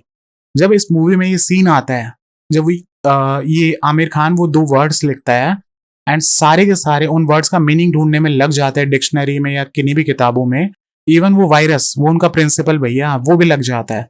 तब आमिर खान एक बहुत पते की, बहुत काम की बात कहता है कि जब मैंने आपसे ये क्वेश्चंस पूछे थे, जब ये मैंने टर्म्स ब्लैक बोर्ड पे लिखी थी, तो क्या आप में से किसी ने भी ये सोचा था कि आज हमें कुछ नया सीखने को मिलेगा? नहीं, सभी के सभी लग गए भीड़ चाल में, भागा दौड़ी में कि कौन पहले बताएगा, किसका आंसर सही होगा। यही चीजें हैं जो आपको ध्यान रखनी है, एंड यही चीजें हैं जो बहुत इंपॉर्टेंट हो जाती है आपका किसी भी सब्जेक्ट के अंदर इंटरेस्ट जनरेट करने के लिए। अगर आप मैथ्स की बात करो तो आपको हर सवाल से पहले ये सोचना है, ऐसी थिंकिंग बनानी है कि इस सवाल से मुझे क्या सीखने को मिला है, ठीक है। आप सवाल सीखो, चीजें आपको सीखने को मिलेगी, बट आपको दिमाग में ये सोच के चलना है कि यार वाह, इस चीज को समझ के मजा आ गया, ठीक है। ऐसी चीज मैंने पहली बार देखी है, एंड उन चीजों को करने से सिंपल सा बेनिफिट ये होगा कि आप अपनी इस प्रिपरेशन की जर्नी के अंदर कितने टाइम भी मेहनत कर लो, आपको वो मेहनत मेहनत लगेगी नहीं, वो आपको एक खेल लगेगा। चलो एग्जाम्पल वाली बात तो आपको समझ आ गई होगी कि मैं उस एग्जाम्पल से क्या समझाना चाह रहा था, ठीक है। तो जनरेट इंटरेस्ट इन मैथ्स में जो हमारा पहला पॉइंट आता है कि कैसे जनरेट किया जाता है मैथ्स के अंदर इंटरेस्ट, उसमें पहला पॉइंट है try to apply maths in day to day life. अब इसका क्या मतलब है? इसका सिंपल सा मतलब ये है कि अगर आप परसेंटेज पढ़ रहे हो ना, या कोई भी चैप्टर पढ़ रहे हो, उनको डे टू डे लाइफ में अप्लाई करने का मतलब ये नहीं है कि आप जाके भैया बिल्डिंग की हाइट नाप रहे हो, ट्रिग्नोमेट्री सीखा और आपने जाके बिल्डिंग नाप रहे हो, ये मतलब नहीं है। उन चीजों का मतलब ये है कि उनके रीजंस को जानो कि उन चैप्टर्स को हम डे टू डे लाइफ में कहाँ और कैसे यूज करते हैं, ठीक है। उस चीजों से आपको एक बेटर क्लैरिटी मिलेगी, एक इंटरेस्ट जनरेट होगा कि यार अच्छा, ये चीज हम यहाँ पे यूज कर रहे हैं इसलिए ये चीज बनाई गई, चलो ठीक है समझ आ गई। यार इन चीजों से देखो, मुझे नहीं पता आप लोगों को ये टाइम वेस्ट लग रहा होगा कि मैं ये क्या चीजें बता रहा हूँ, बट मैं वो चीजें बता रहा हूँ जिससे आप साइंटिफिक वे में, बहुत प्रैक्टिकल वे में इंटरेस्ट जनरेट कर सकते हो, एंड बिना इंटरेस्ट जनरेट करे आप कुछ भी नहीं कर पाओगे। आपको बहुत चीजें बोरियत लगेगी, एक सवाल को आपको 10 बार करना पड़ेगा क्योंकि इतनी बार ही रिवीजन मांगता है। अब उन 10 बारी में आप उस सवाल को अलग अलग बारी ट्राई करना चाहते हो, उन्हीं सेम बोरिंग मेथड से करना चाहते हो, तो वह आपके ऊपर है।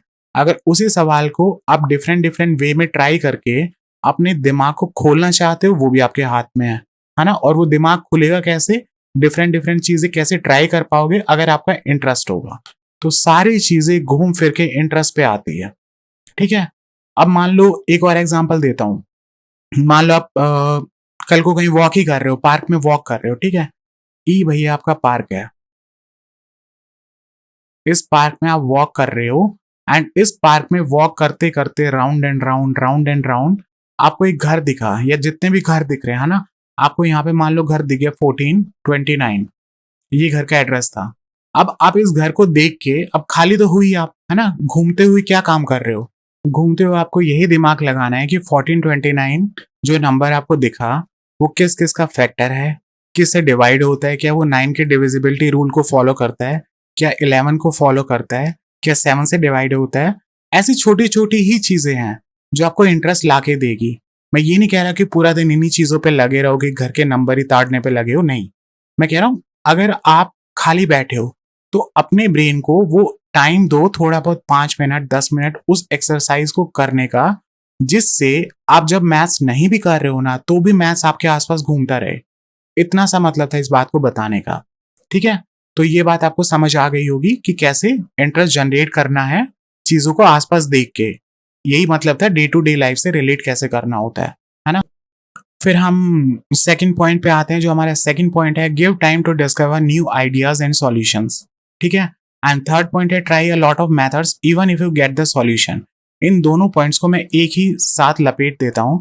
इन दोनों पॉइंट्स का सीधा सीधा मतलब ये है कि चीजों को सॉल्व करके भागो मत, थोड़ा सा दिमाग का यूज करो, बैठो शांति से। 2 मिनट की जगह 3 मिनट लग जाए, 4 मिनट लग जाए एक सवाल के ऊपर, कोई दिक्कत नहीं है।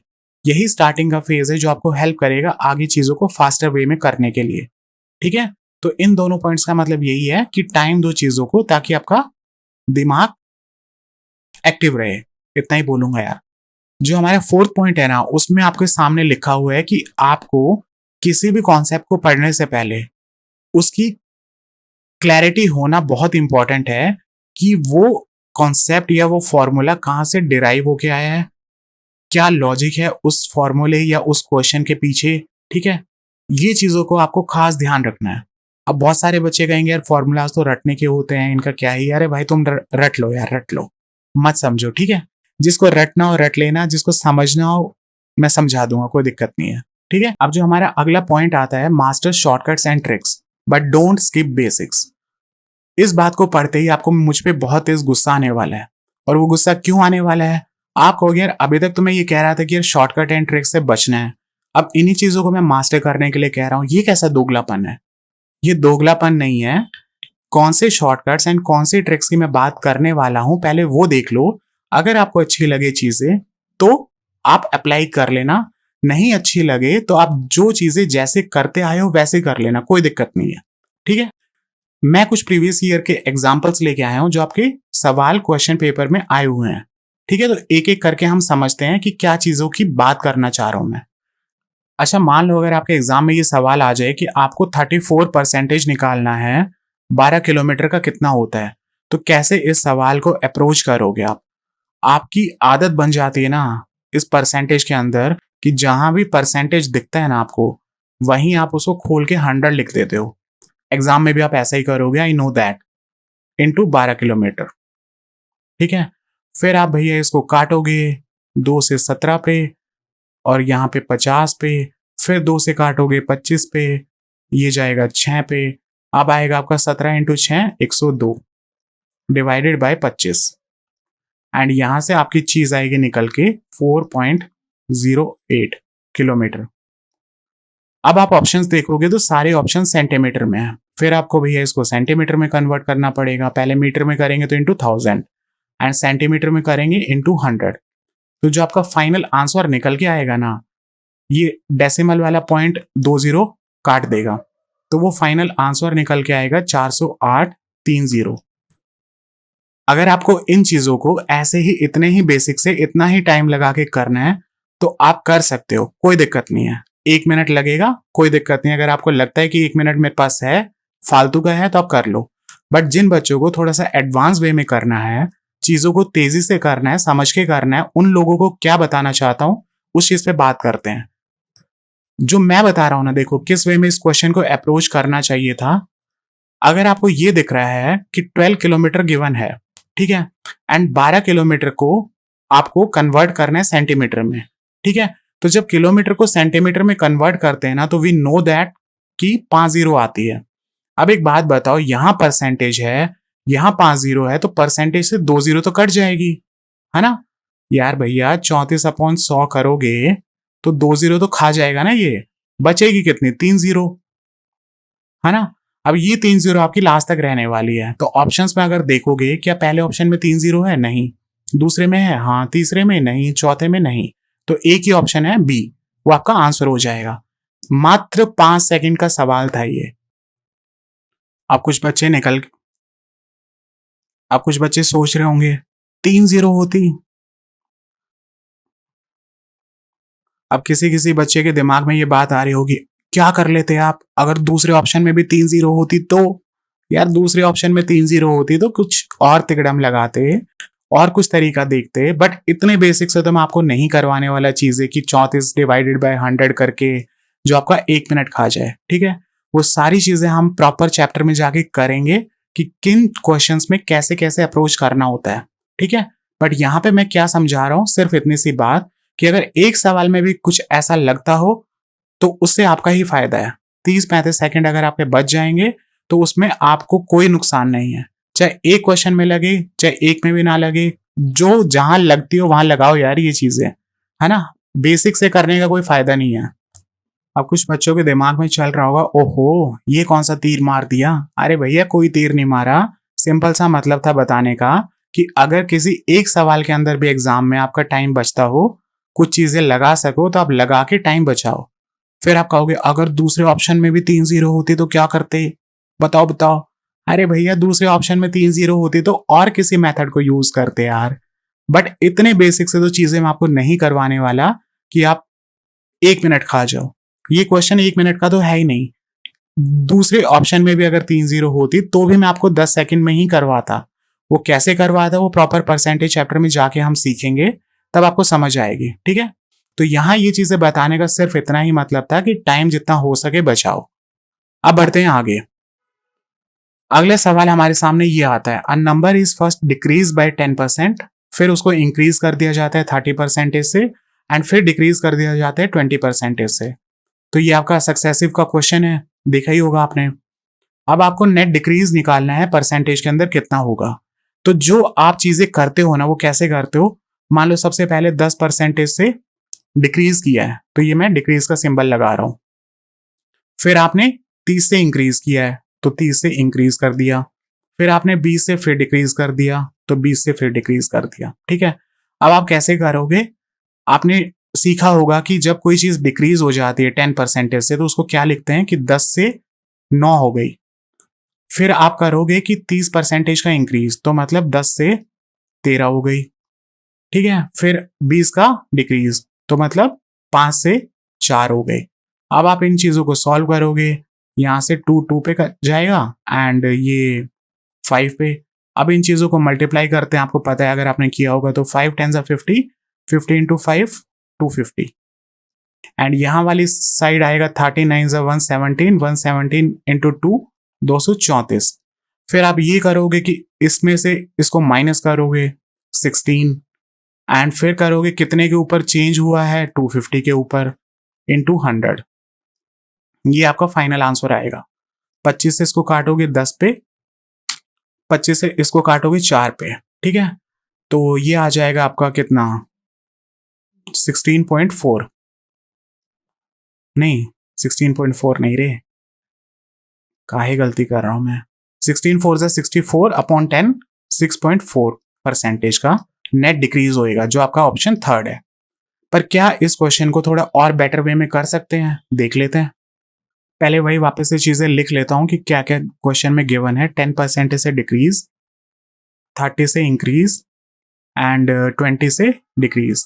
ठीक है, तो परसेंटेज जब आप करोगे ना उस चैप्टर में जाके मैं आपको बताऊंगा कि जब सक्सेसिव परसेंटेज चेंज होता है ना तो उसमें किस ऑर्डर में आप ये चीजें लगा रहे हो वो मैटर नहीं करती है, वो इंपॉर्टेंट नहीं है।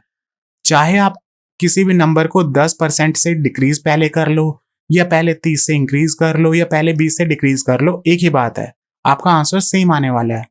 इसी चीज का हम फायदा उठाएंगे। एंड क्या फायदा उठाएंगे, मान लो नंबर है 100, आपको 100 मानना है। अब हम इसको पहले 30% से इंक्रीज कर देते हैं तो कितना हो जाएगा 130। अब इसको आपको 20% से डिक्रीज करना है। 130 का 20% क्या होता है 26। ठीक है, तो इसमें आपको 26 माइनस कर देना है, कितना आ जाएगा 104। 104 को फिर जो बचा हुआ 10% है ना उससे डिक्रीज करना है, तो इसका 10% क्या होगा, सीधा सीधा पता है आपको 10.4। कैसे पता लगा? जब भी कोई नंबर होता है ना, मान लो 104 है, इसका 10% निकालना है अगर आपको, तो आप क्या करोगे? राइट साइड से एक डिजिट छोड़ के डेसिमल लगा दोगे, तो 10.4। एंड इसी नंबर का अगर आपको 1% निकालना हो तो राइट साइड से 2 डिजिट छोड़ के डेसिमल लगा दोगे, 1.04। ये चीजें बहुत इंपॉर्टेंट है। इन चीजों का कितना बेहतरीन यूज होता है वो आपको मैं परसेंटेज चैप्टर में जाके सिखाऊंगा, है ना? तो 104 में से 10.4 आपको माइनस करना है, कितना बचा? 93.6। ठीक है, आ गया आपका आंसर। आपकी वैल्यू पहले 100 थी, अब 93.6 हो गई है, 6.4 का डिक्रीज हो गया है। It is as simple as that. बताओ क्या दिक्कत है? दिक्कत सिर्फ यही है कि आपको तेजी से 10%, 20% ये चीजें निकालनी आनी चाहिए। अगर आपको ये चीजें तो निकालनी आ गई ना, तो आप मास्टर कर जाओगे पूरी अर्थमेटिक को। जब मैंने यहां इस पॉइंट पे कहा था ना कि 130 को 20% से कम करना है, तो मैं इतनी जल्दी कैसे कर पाया कि 26 से कम होगा? 130 था, इसका 10% क्या होगा? 13। ठीक है, एंड 20% क्या होगा? इंटू 2, 26। डायरेक्टली 26 से माइनस कर देना है ना? कितना इजी है, कितना सिंपल है। तो इन चीजों को आपको ऐसे भी सीखते हुए चलना है। अब आप कहोगे यार, अगर हमारा पहले ये मन कर गया कि हमको तो इसको 20% से डिक्रीज करना है, फिर कैसे करोगे? ठीक है भैया, वैसे भी देख लेते हैं। आपका जो मन करे उसी वे में करो आप, कोनो दिक्कत नहीं। अगर मान लो यही चीज आपको 20% से पहले डिक्रीज करना है, ठीक है, 100 वैल्यू थी, 20% का डिक्रीज मतलब वैल्यू 80 हो गई। अब बताओ आप किससे आप इंक्रीज या डिक्रीज करना चाहते हो इसके बाद? अब आप कहोगे यार, अब तो हमें इसको 10% से डिक्रीज करना है, ठीक है, 10% इसका क्या होगा? 8, है ना? डिक्रीज करो, 80 में से 8 गए, 72। अब आप कहोगे अब हमको 30% से इंक्रीज करके दिखाओ। अब एक बात बताओ, 72 का 10% क्या होएगा? 7.2। एंड 30% क्या होएगा? इसको 3 से मल्टीप्लाई कर दो, 21.6, है ना? अब इसको आपको 21.6 से इंक्रीज करना है, 21.6 से 6, 3, 93.6 आ गया ना भाई? 100 वैल्यू थी, 93.6 हो गई, वही आपका 6.4 आंसर आ गया। इतना सिंपल है, इतना आसान है, ऐसे ही करते हुए चलेंगे। अब इस क्वेश्चन में, अच्छा, अब इस सवाल में आपको 4% वैल्यू दी हुई है, इन 4 में आपको सक्सेसिव लगाना है। तो पहले जो आप लोग करते हो रेशियो मेथड, उससे देख लेते हैं कैसे होता है। पहले दिया हुआ है इस नंबर को 40% से इंक्रीज कर रखा है, तो 40% का इंक्रीज मतलब +2/5। कोई वैल्यू 5 थी, अब वो 7 हो चुकी है, ठीक है। फिर उसको 25% से डिक्रीज किया है, मतलब 4 से वैल्यू 3 हो गई है। फिर 15 से इंक्रीज किया है, मतलब 20 से वैल्यू 23 हो गई है। एंड फिर फाइनली 20 से डिक्रीज किया है, मतलब चीजें 5 से 4 हो गई है वैल्यू। अब आप इसको सॉल्व करो, 4 से 4 कट गया, और कुछ कट रहा है क्या? नहीं, और कुछ नहीं कट रहा। तो इसको मल्टीप्लाई करो, 5 into 20 100, 100 into 5 500। And on the other side 7 है 21। अब 21 को 23 से मल्टीप्लाई करो भैया। 21 को अगर आप 23 से मल्टीप्लाई करोगे, 23 दूनी 46, 23 483। ठीक है। अब एक बात बताओ, 500 की चीज या 500 वैल्यू 483 हो गई है, कितने का डिक्रीज हुआ है? 17 का। एंड कितने के ऊपर? 500 के ऊपर, इंटू 100। ठीक है, यहां से ये चला जाएगा, 5 3 15, 3.4%। आपका 3.4% का डिक्रीज हुआ है, सी ऑप्शन हो जाएगा। ठीक है, कितना टाइम लगेगा इसमें? 1 मिनट, है ना? आते हैं हम अपने वापस उसी मेथड पे, वापस से लिख लेते हैं। क्वेश्चन में क्या गिवन है? 40 से इंक्रीज हुआ है, 25 से डिक्रीज हुआ है, 20 से डिक्रीज हुआ है, एंड 15 से इंक्रीज हुआ है। ठीक है, आते हैं वापस उसी चीज पे। 100 मानी, पहले 40 से इंक्रीज कर दो, 140। अब 25% से डिक्रीज करना है, 140 का 25% मतलब 1/4। ठीक है, कितना होता है? 35। सीधा सीधा निकालना है, 4 3 12 एंड 5 बचेगा, और सॉरी 2 बचेगा, 4 5 20। ठीक है, इतनी तेज कैलकुलेशन आपको करनी पड़ेगी। इसमें से -35 करो, और ये कोई लिखना पड़ेगा क्या? 140 में से 35 गए तो कितना हो गया? सीधा मन में करो, 105 आ गया, है ना? अब 105 को आपको 20% से डिक्रीज करना है, तो 105 का 10% होता है 10.5, 20% होता है 21। ठीक है, तो इसको -21 कर देंगे, ये आपका आ जाएगा 84। अब लास्ट में जो बचा है ना कि इस 84 को आपको 15% से इंक्रीज करना है। अब आपको लग रहा होगा यहां मुश्किल की बात आ गई, यहां मुश्किल की बात नहीं आई। आपको 15% इंक्रीज करने के लिए क्या करना पड़ेगा? 84 है, उसका 10% क्या होगा? 8.4। 30% क्या होगा? 3 4 12, 25.2, है ना? अब आपने 30% निकाल लिया, अब 30 का आधा ही तो है 15%, इसको आधा कर दो, 12.1, नहीं 12.6, 12.6, इससे इंक्रीज कर दो 0.6, 4 और 6 8 1 9, ठीक है 96.6।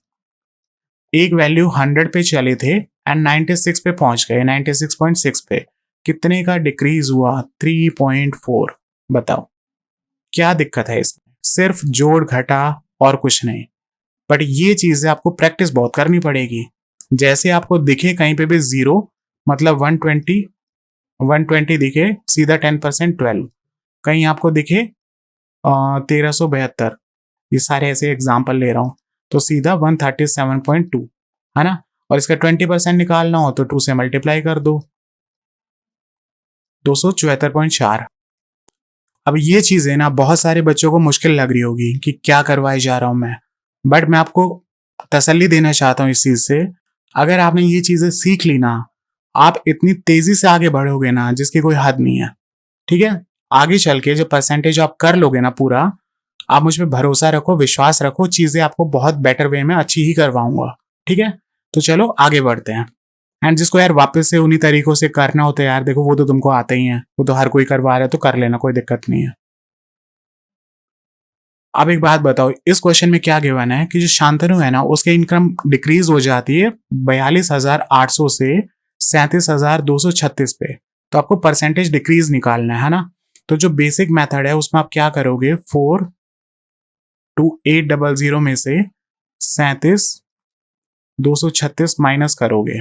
ठीक है, यहाँ पे 100 में से 36 गए 64, 7 में से 2 गए 5, एंड ये 5, ठीक है 5564। आप फिर इस चेंज को, जो ये चेंज आया है ना फाइनल वैल्यू में से इनिशियल को माइनस करके परसेंटेज निकालने के लिए, फिर आपको इनिशियल वैल्यू से डिवाइड करना पड़ेगा, मतलब 42,800 से, है ना? इतने का बदलाव हुआ इतने के ऊपर, एंड इनटू 100, यहां से ये कट जाएगा एंड फिर आप इसको सॉल्व करते रह जाओगे, जो भी आंसर आएगा आपका, मुझे नहीं पता क्या आंसर आएगा। ठीक है, ये तरीका आपका बेसिक हो गया। अब हम करते हैं थोड़ा एडवांस तरीका। वो क्या है? इस सवाल को थोड़ा और बेटर वे में कैसे कर सकते थे? मान लो आपको 42,800 गिवन है, इसमें से आपको 37,236 माइनस करना था, है ना? अब एक बात बताओ, जीरो में से जब 6 माइनस करेंगे तो क्या आएगा? 4, है ना? 10 में से 6 करेंगे 4 आएगा। आप इस 4 को डिवाइड करोगे, जो इनिशियल वैल्यू थी 42,800 से, इंटू 100, है ना? हम पूरा डिफरेंस नहीं निकाल रहे, जो इसका आएगा सिर्फ यूनिट डिजिट ले रहे हैं। यहाँ 2 जीरो से 2 जीरो कट गई। अब एक बात बताओ, जब नीचे जो वैल्यू है डिनोमिनेटर में वो 428 है ना? इसका अगर हम सिर्फ 8 पकड़े एंड ऊपर वाला 4 पकड़े, तो 8 की टेबल में ऐसा कौन सा नंबर है जिससे मल्टीप्लाई करने पे 4 आता है? और वो आंसर आपका है 8 इंटू 8 या फिर 8 इंटू 3। ठीक है, तो इस सवाल का आंसर ऐसा होगा जिसका यूनिट डिजिट या तो 8 होगा या 3 होगा। अब ऑप्शंस देखो, ऑप्शंस में 8 वाला यूनिट डिजिट तो है नहीं, तो एक ही ऑप्शन है 3 वाला, तो 13% आपका आंसर हो जाएगा। जो अगली चीज लेके आया हूं मैं आप लोगों के लिए, वो ये है कि आपको एक ऐप डाउनलोड करनी है अपने फोन में, and the name of that app is math workout. ठीक है, पहले ये देखो 4.8 रेटिंग्स, बहुत इंपॉर्टेंट ऐप है, बहुत मस्त ऐप है, बहुत सारी चीजें आपकी इंप्रूव होगी इससे। आपको इस ऐप में जाके क्या करना है, इसको ओपन करके आपको बहुत सारी कैलकुलेशंस करनी है इसमें। ठीक है, but the main part is you have to do all the calculations without using pen and paper. Yes, ये आपने बिल्कुल सही सुना, बिना पेन पेपर उठाए आपको कैलकुलेशंस करनी है। अरे ज्यादा टेंशन वेंशन मत लो, पहले इजी लेवल सेलेक्ट करना, इजी वाली कैलकुलेशंस आएगी, ठीक है। टेबल्स हैं, क्यूब्स हैं, स्क्वायर, ये सारी चीजें हैं, मल्टीप्लीकेशन जो भी है सब है। तो आपको पहले इजी लेवल सेलेक्ट करना है एंड धीरे धीरे आपको अपना लेवल इंप्रूव होता हुआ दिखे जब, तो आपको आगे बड़े लेवल्स पे जाना है, ठीक है। मान लो आपके सामने इस ऐप में एक एग्जांपल आ गया कि जैसे 27 की मल्टीप्लीकेशन आपको 15 से करनी है ना। तो आप ऐसी मल्टीप्लीकेशंस को कैसे कर सकते हो, वैसे तो यार मैं एक बनाने ही वाला हूँ कैलकुलेशंस की वीडियो, बट फिर भी बता रहा हूँ। आपको पेन एंड पेपर यूज नहीं करना है, आपको ये 15 है ना, इसको पहले 2 से मल्टीप्लाई करना है, क्या आएगा 30, ठीक है। एंड 2 के जो राइट साइड में क्या है 7 है ना, मतलब एक डिजिट है, तो आपको एक जीरो लगा देनी है। फिर क्या करना है, आपको इसी 15 को 7 से मल्टीप्लाई करना है, क्या आ गया 105, है ना। अब 7 के राइट में कोई भी डिजिट नहीं है तो कोई भी जीरो नहीं आएगी। अब इन दोनों को ऐड करना है, 405, ठीक है। ऐसी चीजें आपको करनी है। शायद आपको ये चीजें अभी डिफिकल्ट लग रही हो कि ये कैसे होगा कैसे नहीं होगा, but trust me, these things are very easy, but आपको प्रैक्टिस करनी पड़ेगी, ठीक भाई। चलें आगे चलते हैं। अब जो नेक्स्ट चीज आ रही है वो है you have to do a lot of calculations and the first part I already told you कि आपको उस ऐप पे जाके कैलकुलेशंस करनी है, बहुत सारी प्रैक्टिस। यार सुबह उठते तुम रील वील देखने लग जाते हो, छोड़ दो भाई यार, इन चीजों पे फोकस कर लो, दिमाग ठीक हो जाएगा, सेंटर में आ जाएगा, है ना। तो इंस्टेड ऑफ स्क्रोलिंग रील्स आप ये चीजें कर सकते हो एंड कोई ये बहुत ज्यादा टाइम नहीं लेगी, 10-15 मिनट आपको लगाने इस ऐप के ऊपर, है ना। फिर आपको कैलकुलेशंस के अंदर क्या करना है, आपको भैया 50 तक सारे स्क्वायर्स याद होने चाहिए, ठीक है। ये तो आपको यार सभी बता ही देते हैं। फिर 30 तक क्यूब्स याद होनी चाहिए, ठीक है। टेबल याद होनी चाहिए 30 तक। एंड इस चीज को याद करने में आपकी ये ऐप बहुत हेल्प करने वाली है। फिर आपको परसेंटेजेस वैल्यू याद होनी चाहिए, ठीक है। जितनी भी स्टैंडर्ड होती है एंड जितनी भी नॉन स्टैंडर्ड होती है जो आजकल एग्जाम में पूछी जाती है, वो सारी परसेंटेजेस वैल्यू याद होनी चाहिए, है ना। तो ये सारी चीजें आपको मेनली याद होनी चाहिए। उसके बाद क्या कैलकुलेशंस कैसे करनी है, क्या करना है क्या नहीं करना है, वो मैं अलग से वीडियो बना दूंगा, ठीक है। कैलकुलेशंस पे बात हम अलग से कर लेंगे, चीजों को इंप्रूव कर लेंगे, ठीक। बढ़े आगे। अब आता है आखिर में आपका सबसे इंपॉर्टेंट एंड सबसे मेन सवाल, आपको चीजों को रिवाइज कैसे करना है मैथ्स के अंदर। और मैं बहुत ईमानदारी से बताऊं, अगर आपको अगर मैथ्स में आपने चीजें रिवाइज नहीं की ना, तो आपको बेटा बहुत प्रॉब्लम होने वाली है। क्या प्रॉब्लम होने वाली है, आप सारी चीजें धीरे धीरे भूलते जाओगे। तो चीजों को रिवाइज करना बहुत ज्यादा इंपॉर्टेंट है। और चीजों को रिवाइज कैसे करना है वो मैं आपको बता देता हूँ। मान लो आपने अर्थमेटिक उठाई एंड अर्थमेटिक उठाते सबसे पहले जो आपके सामने चैप्टर आया वो है परसेंटेज, ठीक है। इस चैप्टर में आपने कोई भी टीचर जिससे आप पढ़ रहे हो उसकी शीट से या उसकी क्लास से 200-250 क्वेश्चंस कर लिए, ठीक। अच्छा खासा कर लिया आपने, आपको समझ आ गया।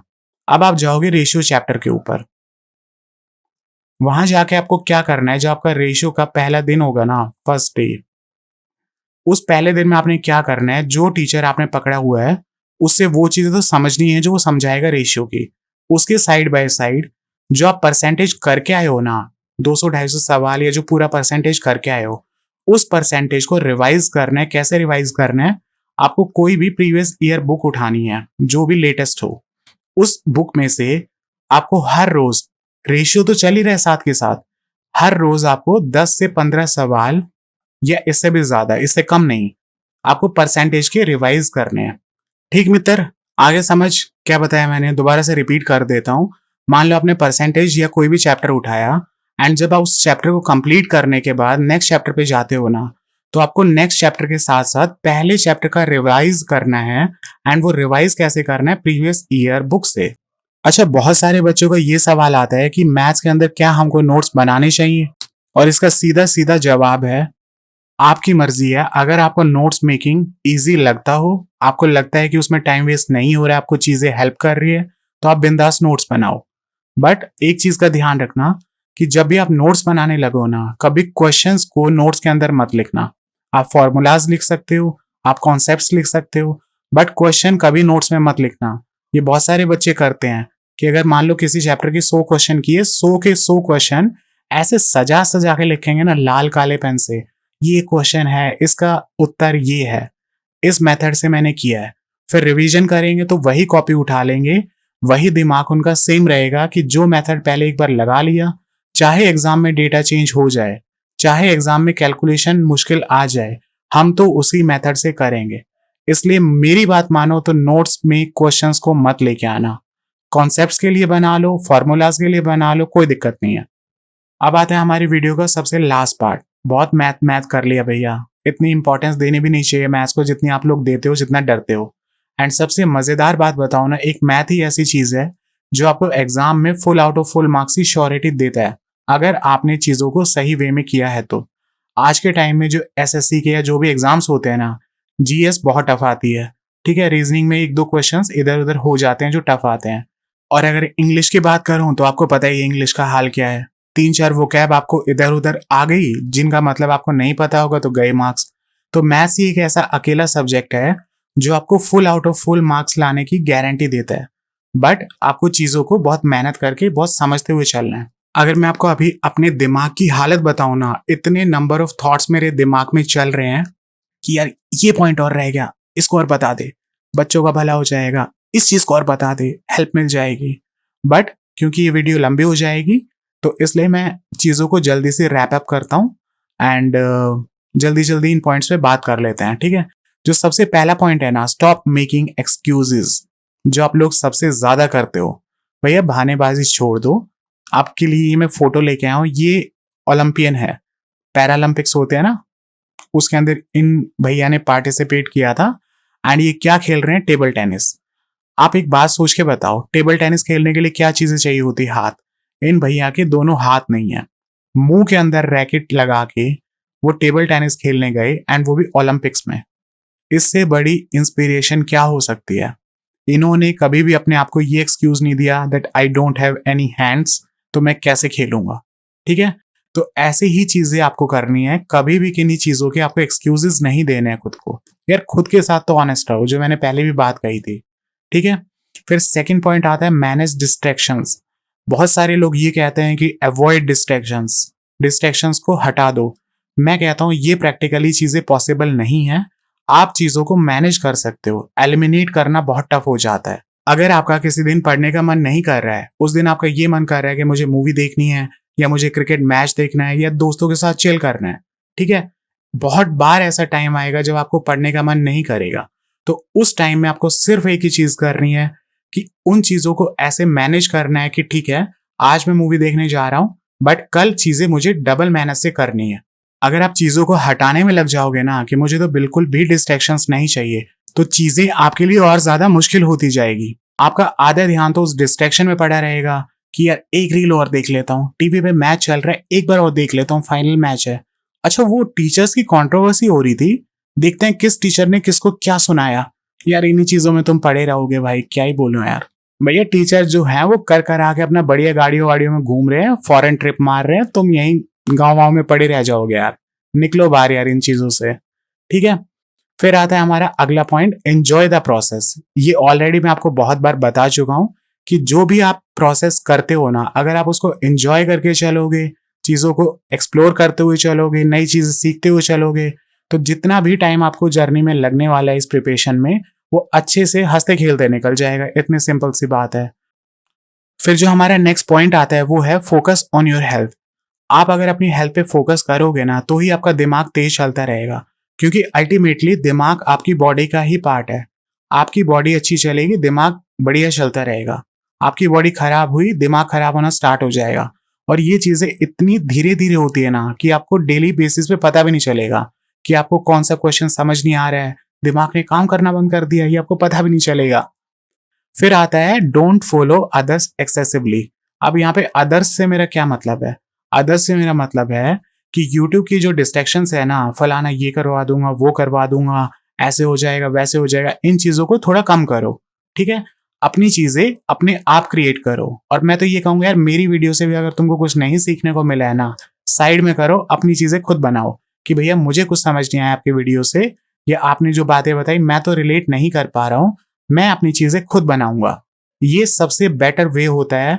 आप अपनी प्रिपरेशन जर्नी में जो ला सकते हो, जिससे आपको रिजल्ट्स बहुत जल्दी मिलेंगे। ठीक है, फिर लास्ट एंड फाइनल बात, time is precious, make the most out of it. वाह, इसका मतलब तो मैं क्या ही बताऊं यार। टाइम भाई आपका बहुत कीमती है, जितना हो सके इसको यूटिलाइज करो। इतनी बातें बताने के चक्कर में मेन बात तो बताना ही भूल गया। इस चैनल पे हम पूरा मैथ्स करने वाले हैं, जिसकी पहली वीडियो एंड पहला चैप्टर आने वाला है आपका परसेंटेज।